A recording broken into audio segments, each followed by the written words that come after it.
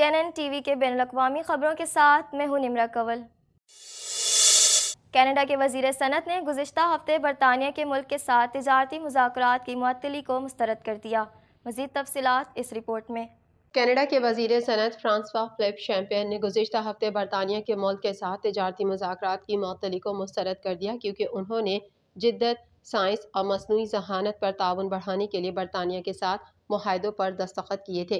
Champagne نے برطانیہ کے ٹیکنالوجی سیکریٹری مشیل ڈونلن آٹوا میں 2 معاہدوں پر دستخط کیے تاکہ مصنوعی ذہانت سے منسلک ٹولز تیار کرنے کے لیے درکار پروسیسنگ اور انفارمیشن ہینڈلنگ ٹیکنالوجیز بنانے میں تعاون کیا جا سکے۔ برطانیہ نے گزشتہ ہفتے کینیڈا کے ساتھ آزادانہ تجارت کے معاہدے پر بات چیت معطل کرتے ہوئے کہا کہ جوڑی کو زرعی منڈیوں تک رسائی کے لیے کوئی مشترکہ بنیاد نہیں مل سکی۔ وزیر صنعت کا کہنا تھا کہ جب بات آتی ہے کہ ہم تجارت سے کیسے رجوع کریں گے تو میں سمجھتا ہوں کہ آج آپ کے پاس ثبوت موجود ہیں۔ وہاں تھوڑا سا توقف ہو سکتا ہے لیکن ہم اپنے تعلقات میں دگنا ہو رہے ہیں۔ شیمپین نے مزید کہا کہ ہم 2 صدیوں سے تجارت کر رہے ہیں، اس لیے مجھے پورا بھروسہ ہے کہ ہم اس پر قابو پا لیں گے۔ شیمپین نے مزید کہا حالانکہ انہوں نے یہ نہیں بتایا کہ ان کے خیال میں بات چیت کب دوبارہ شروع ہو سکتی ہے۔ اسی انٹرویو میں ڈونیلان نے کہا کہ ملک کینیڈا کے ساتھ اپنے تعلقات کو مزید گہرا کرنے کی کوشش کر رہا ہے۔ دونوں معاہدوں پر دستخط ہمارے اسٹریٹجک تعلقات کی اہمیت اور زیادہ سے زیادہ امکانات کے لیے مل کر کام کرنے کی ہماری صلاحیت کو اجاگر کرتا ہے۔ انہوں نے یہ نہیں بتایا کہ بات چیت کب دوبارہ شروع ہو سکتی ہے۔ 30 جون 2023 کو ختم ہونے والے سال میں دونوں ممالک کے درمیان اشیاء اور خدمات کی کل 2 طرفہ تجارت 25.9 بلین پاؤنڈ تھی، جس میں کینیڈا برطانیہ کا 18واں سب سے بڑا تجارتی شراکت دار ہے۔ کینیڈا کی کل باہمی تجارت میں برطانیہ کا حصہ 2.7% ہے۔ ٹورنٹو کی میئر اولیویا چاؤ نے شہر کے 2024 کے بجٹ کے اپنے ورژن کی نقاب کشائی کی ہے، جس میں ٹیکس میں مجوزہ اضافے میں 1% کمی آئی ہے۔ مزید جانیں گے اس رپورٹ میں۔ ٹورنٹو کی میئر اولیویا چاؤ نے شہر کی 2024 کے بجٹ کے اپنے ورژن کی نقاب کشائی کی ہے، جس میں ٹیکس میں مجوزہ اضافے میں 1% کمی آئی ہے اور قیاس آرائیوں کو ختم کرنے کے لیے وہ وفاقی حکومت پر ٹیکس میں مزید اضافے کا الزام لگا کر آگے بڑھ سکتی ہیں۔ چاؤ نے اسکاربرو سینٹر اسٹیشن پر بجٹ کی نقاب کشائی کی، جہاں انہوں نے وعدہ کیا کہ اسکاربرو میں تیز رفتار ٹرانزٹ کے لیے فنڈز مختص کیے جائیں گے۔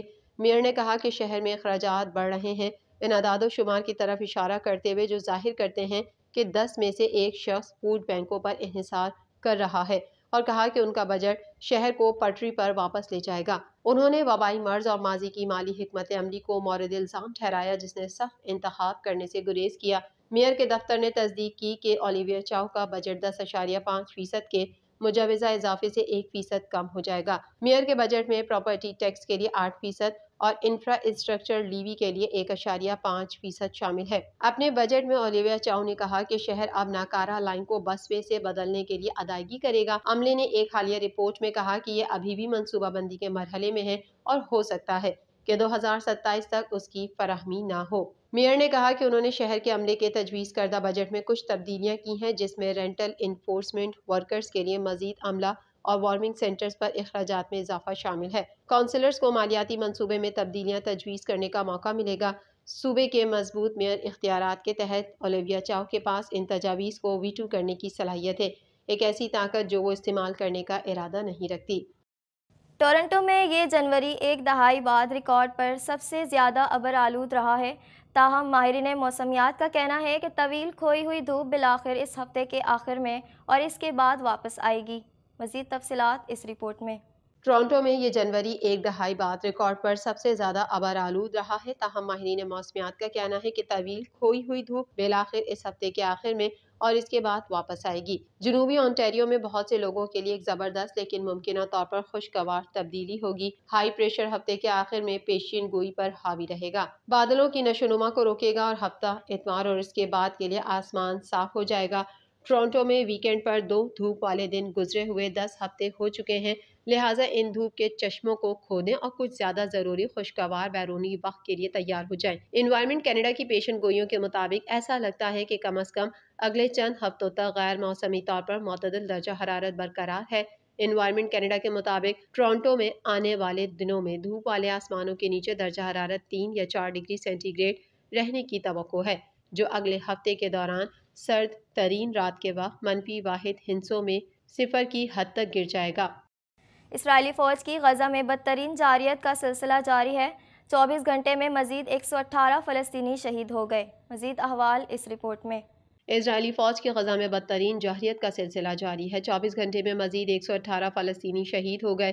قطری وزارت خارجہ کے ترجمان کے مطابق فلسطینی مزاحمتی تحریک حماس نے غزہ میں جنگ روکنے اور اسرائیلی یرغمالیوں کی رہائی سے متعلق تجویز پر ابتدائی مثبت تائید کا اظہار کیا ہے۔ میڈیا رپورٹس میں کہا گیا ہے کہ حماس کی جانب سے اس ہفتے ثالثوں کی جانب سے موصول ہونے والی غزہ جنگ بندی کی تجویز کو مسترد کرنے کا امکان نہیں ہے، لیکن وہ اس یقین دہانی کے بغیر اس پر دستخط نہیں کرے گا کہ اسرائیل جنگ کے خاتمے کا عہد کر چکا ہے۔ قطری وزارت خارجہ نے مزید کہا کہ امید ہے اگلے 2 ہفتوں میں اچھی خبر سنا سکیں گے۔ فلسطینی وزارت صحت کے مطابق اسرائیلی فوج کے حملوں کے نتیجے میں فلسطینی شہداء کی مجموعی تعداد 27,000 اور زخمیوں کی تعداد 66,000 سے تجاوز کر گئی۔ میڈیا رپورٹس کے مطابق اسرائیلی فوج نے مرکزی علاقوں کے بعد سرحدی علاقے رفح کی جانب پیش قدمی شروع کر دی۔ اسرائیلی وزیر دفاع کا کہنا تھا کہ زمینی کارروائی کے لیے ہمارا اگلا ٹارگٹ رفح کا علاقہ ہے۔ انہوں نے اس بات پر زور دیا کہ حماس کے خلاف جنگ جیتنے کے لیے ہمیں رفح پہنچنا لازمی ہے۔ قبل ازیں اسرائیلی وزیر دفاع یو گیلنٹ نے جمعرات کو اعلان کیا کہ اسرائیلی فورسز نے 4 ماہ سے جاری جنگ کے دوران جنوبی غزہ کی پٹی میں شہر خان یونس میں حماس کی بٹالین کو ختم کر دیا ہے، اور یہ بھی دعویٰ کیا کہ اسرائیل نے 10,000 فلسطینی عسکریت پسندوں کو ہلاک اور اتنی ہی تعداد میں زخمی کیا ہے۔ دوسری جانب خان یونس میں علم الاسپتال میں آکسیجن کی قلت کے نتیجے میں مریضوں کی زندگیوں کو شدید خطرات لاحق ہو گئے ہیں۔ عرب میڈیا کے مطابق نصر اسپتال، جو اس وقت جنوبی غزہ میں کام کرنے والا سب سے بڑا اسپتال ہے، ایک ایسے علاقے میں واقع ہے جہاں اسرائیلی فوج اور حماس کے عسکریت پسندوں کے درمیان شدید لڑائی ہو رہی ہے۔ اس سے مریضوں یا ایمبولینسز کا یہاں سے گزرنا انتہائی دشوار ہو جاتا ہے۔ علاوہ ازیں زیادہ تر اسپتالوں نے مکمل طور پر کام کرنا چھوڑ دیا ہے یا سخت حالات میں کام کر رہے ہیں۔ ادویات اور آلات کی کمی ہے اور شدید زخمیوں اور بے گھر لوگوں کی مسلسل آمد کا سامنا ہے جو خالی عمارتوں میں پناہ لے رہے ہیں۔ ادھر اقوام متحدہ کے سیکریٹری جنرل اینٹونیو گوتریس نے ایک بار پھر امداد فراہم کرنے کی اپیل کر دی۔ ایک بیان میں انہوں نے کہا کہ غزہ میں انسانی ضروریات کا نظام تباہ ہو گیا ہے، ہر فرد بھوک کا شکار ہے، غزہ میں فوری اور مستقل امداد کی فراہمی یقینی بنائی جائے۔ امریکی وزیر دفاع لائیڈ جے آسٹن نے کہا ہے کہ مشرق وسطیٰ میں موجودہ صورتحال خطرناک ہے، تنازع میں توسیع سے بچیں گے لیکن امریکی دفاع کے لیے ضروری اقدامات کریں گے۔ امریکہ اردن میں فوجی اڈے پر حملے کا جواب دے گا۔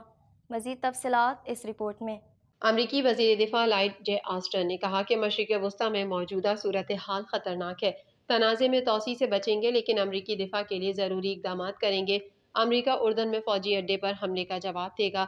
پینٹاگون میں بریفنگ کے دوران لائیڈ جے آسٹن کا کہنا تھا کہ اردن میں حملہ مزاحمتی گروپوں نے کیا، ایران کے علم میں تھا، ابھی یہ واضح نہیں۔ انہوں نے کہا کہ ایران ان مزاحمتی گروپوں کی ٹریننگ اور فنڈنگ کرتا ہے۔ اردن حملے میں امریکی فوجیوں کی ہلاکت کا مرحلہ وار جواب دیں گے۔ امریکی وزیر دفاع نے کہا کہ امریکہ کے پاس کئی بار جواب دینے کی صلاحیت موجود ہے۔ اسرائیل اور حزب اللہ کے درمیان بڑا تنازع نہیں دیکھتے۔ لائیڈ جے آسٹن نے کہا کہ ایرانی حوثی گروپ کو ہتھیاروں کی فراہمی بند کرے۔ حالیہ واقعات کے بعد شام اور عراق سے امریکی فوجیوں کا انخلاء زیر غور نہیں۔ واضح رہے کہ امریکی صدر کی جانب سے ایران پر الزام عائد کیا گیا تھا کہ اردن میں 3 امریکی فوجیوں کی ہلاکت کا ذمہ دار ایران ہے، کیونکہ ایران ہی حملہ آوروں کو ہتھیار مہیا کر رہا ہے۔ اردن میں شام اور عراق کی سرحد کے قریب ٹاور 22 کے نام سے مشہور امریکی فوجی اڈے پر ڈرون حملے میں 3 امریکی فوجی مارے گئے تھے۔ TNN TV کے نیوز بلیٹن سے فی الحال اتنا ہی۔ اپنی میزبان نمرہ کول کو دیجیے اجازت۔ اللہ حافظ۔